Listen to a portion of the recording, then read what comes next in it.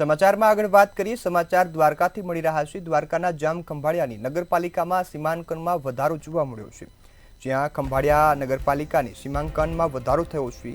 પાલિકાની દરખાસ્ત બાદ સરકારે મહત્વનો નિર્ણય છે તે લીધો છે। 4 ગ્રામ પંચાયતના અનેક વિસ્તારો છે તેને પાલિકામાં સામેલ કરવામાં આવ્યા છે। શક્તિનગર, હરસદપુરા, ધરમપુર અને રામનગરનો સમાવેશ હવે જામ ખંભાળિયાની નગરપાલિકામાં થશે।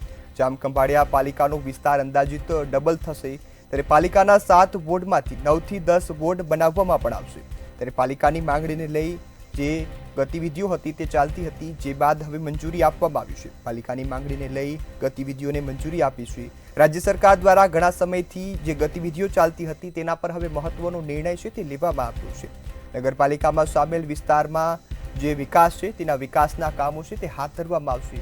સાથે સરકાર દ્વારા મહત્વનો નિર્ણય કરી 4 ગ્રામ પંચાયતના અનેક વિસ્તારોને પાલિકામાં સામેલ કરવામાં આવ્યા છે, જેમાં પાલિકાની દરખાસ્ત બાદ સરકારે આ મહત્વનો નિર્ણય લીધો છે।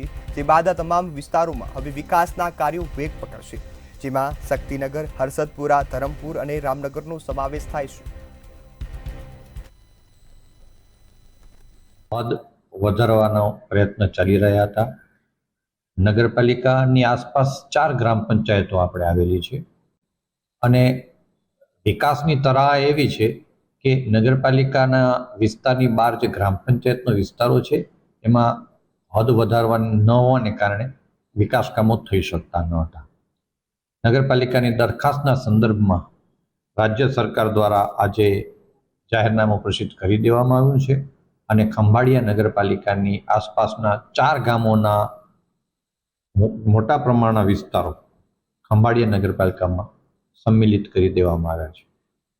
હર્ષદપુર, ધરમપુર, શક્તિનગર અને રામનગર આ 4 નગરપાલિકાઓમાંથી મોટા પ્રમાણમાં સર્વે નંબર નગરપાલિકા ખંભાળિયામાં હવે ભળી ગયેલ છે। ખંભાળિયા નગરપાલિકાનો વિસ્તાર ખૂબ મોટા પ્રમાણમાં વધ્યો છે, લગભગ બમણો થઈ ગયો છે હું કહીશ, અને વસ્તીમાં પણ ખૂબ મોટો વધારો હવે થઈ રહ્યો છે।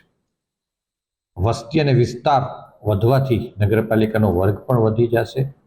વિકાસ કામો માટે નાણાકીય ફાળવણીથી માંડી અને રાજ્ય સરકારની બીજી અનેકવિધ વિકાસ યોજનાઓનો આપણે લાભ લઈ શકશું અને રાજ્ય સરકારશ્રીનો આ નિર્ણય વિકાસની નવી તકોનું સર્જન કરશે। તો સર્વે ખંભાળિયા નગરપાલિકા